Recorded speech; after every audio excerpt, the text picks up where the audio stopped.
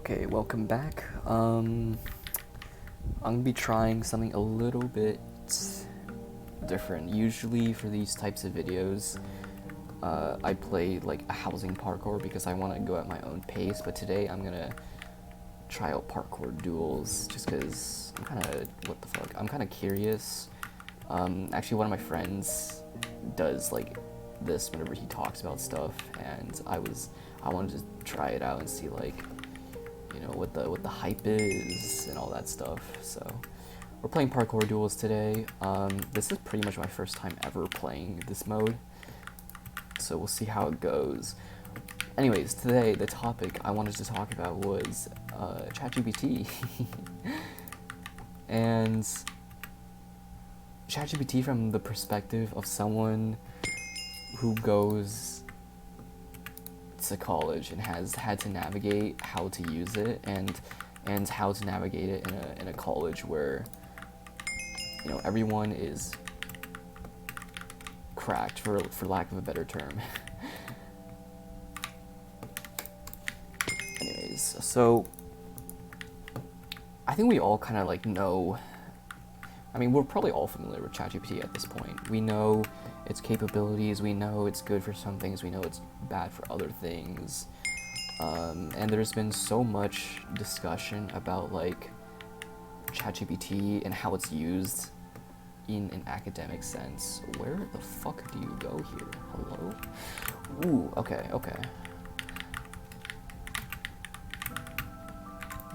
Alright. Fuck. But like, the thing I wanted to talk about is something that's been documented, I feel like, amongst more and more people, but hasn't really... Okay, how the Hello? Hello? Hasn't really... Oh, it's been talked about, but it's about how...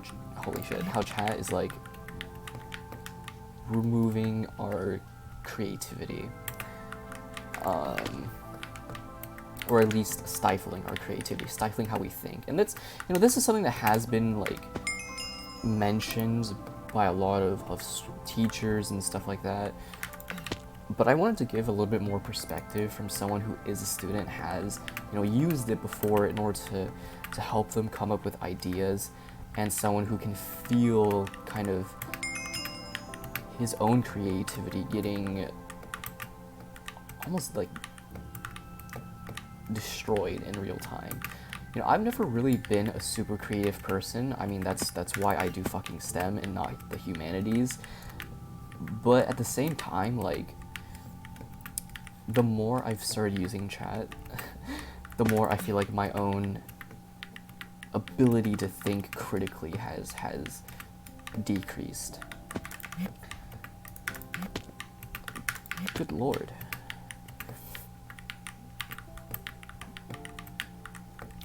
Wait, can I use... Okay, I'm just gonna do that. Anyways, because you know, don't get me wrong, like, I don't use chat that much, I feel like, compared to most people. Like, I use it primarily for studying and when I'm trying to understand material, but like, I've realized that over time I've gotten more and more reliant on it for things that I shouldn't be reliant on it for. Like, for example, this semester I've been taking a writing class, and it's a pretty notoriously difficult writing class for my school that everyone in their first year is required to take. I'm a college freshman.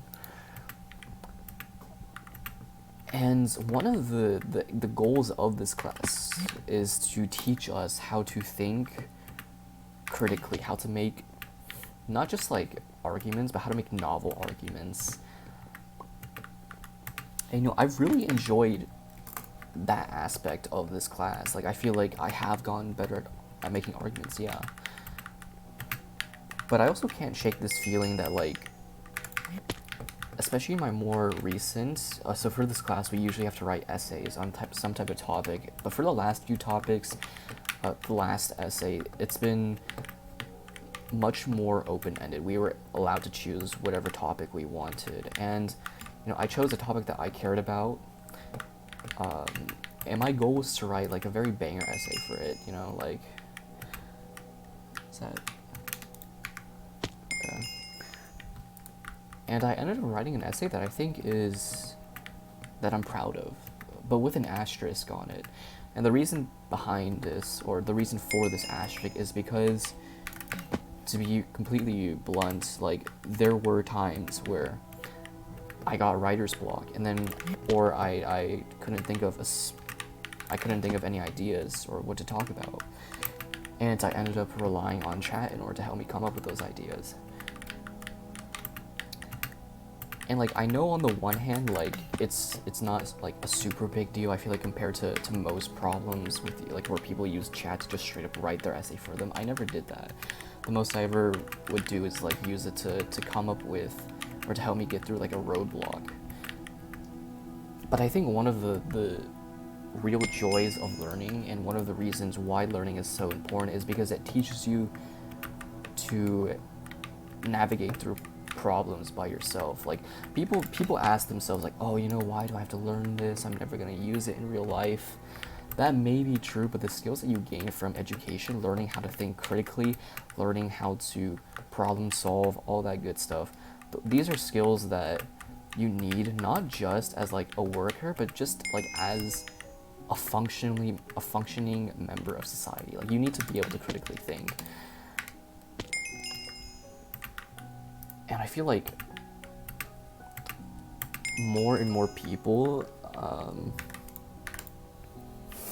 aren't really putting in the work to do that. And I feel like I've recently fallen victim to that myself.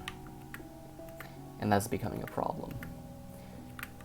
Because I can definitely tell that chat has made, not necessarily people dumber, but I feel like it's made people less creative. And it's sometimes it's gone to a point where I'm not fully sure if the ideas that people bring to me, like, I can't fully tell if certain ideas are like their own, or if it's something that they like, got from chat. And I've noticed this problem with even myself, to be honest. Yeah. I honestly, I don't really have like a moral of the story here. I guess it's like, if I had to, it'd just be like, use less AI, which sounds like very silly, but use less AI and embrace like what really makes us human. Like, people talk about how, your job is gonna get taken by AI and all that stuff, all that good stuff. And I know especially that's been pretty prevalent in like the STEM field. And I think because of that, it's also kind of ironic that people in STEM tend to, shit on people in the humanities, because I think at the end of the day, the humanities and the aspects of what makes us human, like the traits that separate us from just being a robot, is our creativity. Like, sure, AI can make art, AI can make music, but the reason why we appreciate art and we appreciate music is because they have certain stories behind them, and these stories are only possible and only desirable because they are human stories. I don't know, it's just something I've been like thinking about recently, because I'm always someone who, despite being a STEM major, I've always had like a big appreciation for the humanities. One of the reasons I came to the school I came to is because, along with engineering, they have a big focus on the humanities.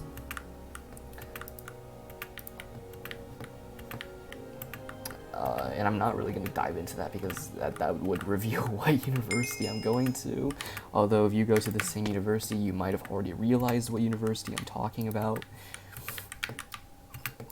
But yeah, like, I think overall we just need to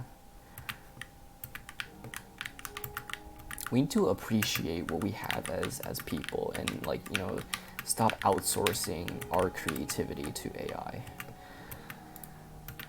And this is honestly more of like a wake-up call for me than anything else, because, you know, I'm thinking out loud here. I've been thinking out loud for most of this video, and I've been like, ugh. Oh shit. And I've been kind of realizing certain things that I'm just gonna fuck me. Okay, I guess not. I've been realizing certain things, maybe even about myself, that I didn't necessarily like notice before or realize before. Jesus Christ, I'm so bad at this.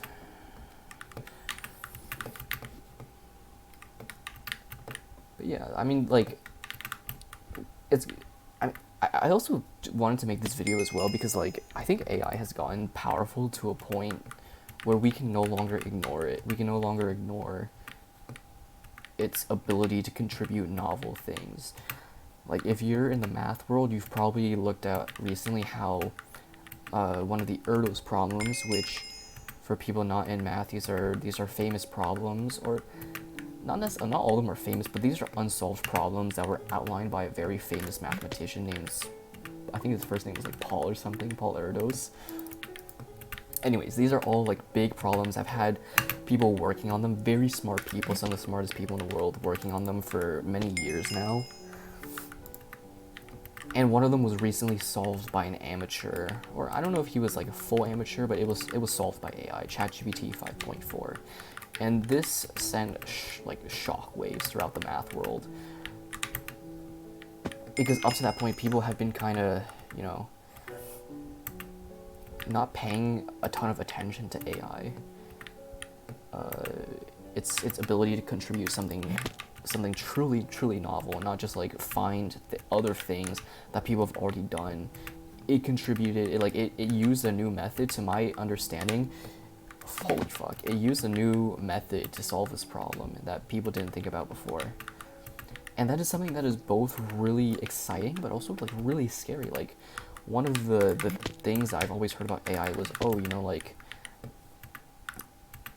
it can't replace the creativity of humans. It can only do things that humans have already done. And that's not necessarily true. Like, we've never been closer to getting replaced by AI and like how we think. So I think the crux of what I'm trying to say is, like, we should, you know, I've already said this, but like, let's stop outsourcing our original thoughts to AI. Let's work on our own problem solving, critical thinking, because that is what makes us human. And that is what allows us to create things that are uniquely human.